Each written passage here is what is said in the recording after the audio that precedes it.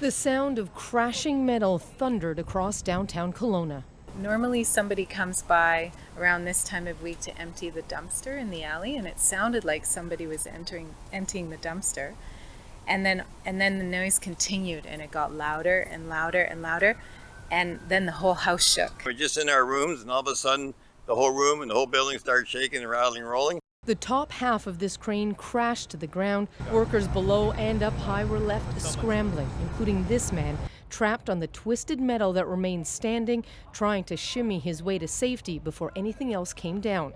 But some of his co-workers were badly injured. It had gone through the roof of the building next door, and they were desperately trying to get the crane operator out. And they managed to get him out.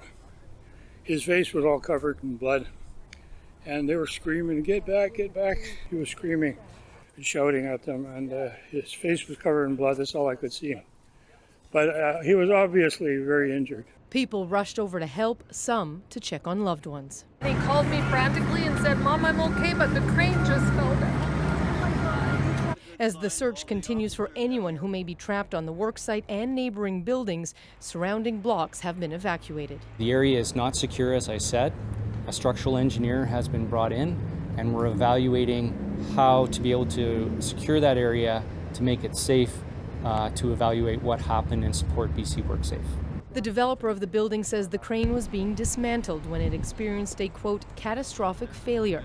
The company says it has set up supports to help those affected by the accident. I had goosebumps, and I was literally just praying and crying because the emotions that you get when you know that somebody could be hurt is it's pretty drastic, especially because my husband works in construction. WorkSafe BC is now investigating to figure out exactly what went wrong. So, Susanna, this is still clearly very much an active scene in Kelowna tonight. What is the latest?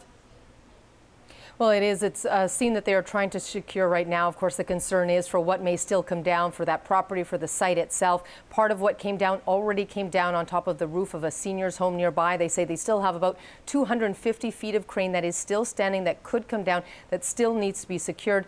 The developer spoke this evening and said they are all in a state of shock over what happened. He again confirmed multiple fatalities, but wouldn't say exactly how many, that there were about 100 people working on that work site at the time.